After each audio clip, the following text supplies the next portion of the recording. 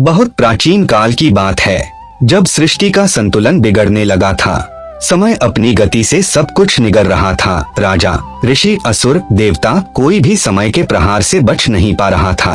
स्वयं देवता भी समय के आगे विवश हो चुके थे। समय घमंड करने लगा।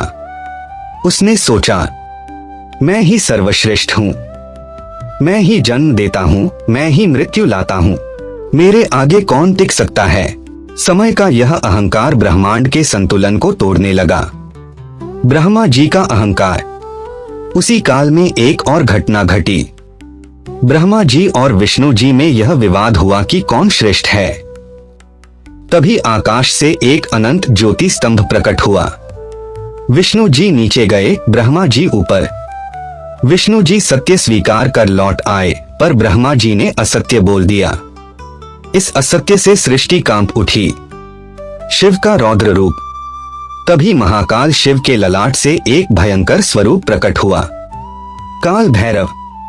भैरव के नेत्र अग्नि जैसे, शरीर नग्न, सत्य का प्रतीक, गले में मुंडमाला, हाथ में खड्ग और डमरू। उनके प्रकट होते ही समय थरथरा उठा।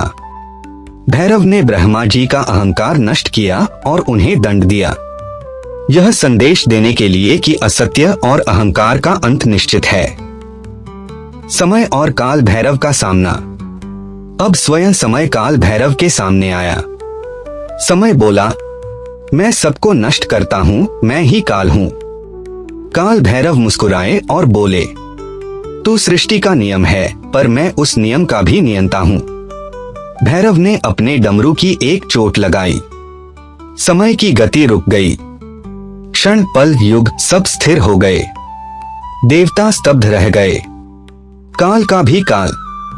काल भैरव बोले, जब समय अहंकारी बनता है, जब वह धर्म से हटता है, तब मैं प्रकट होता हूं।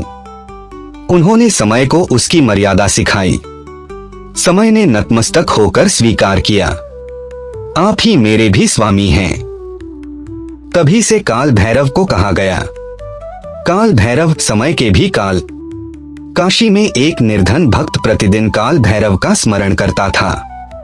एक दिन यमदूत उसे लेने आए। भक्त निर्भय था। उसने केवल कहा, मेरे स्वामी काल भैरव हैं। तुरंत काल भैरव प्रकट हुए। यमदूतों को लौटा दिया। कहा, जो मेरा स्मरण करता है, उस पर समय का भी अधिकार नहीं।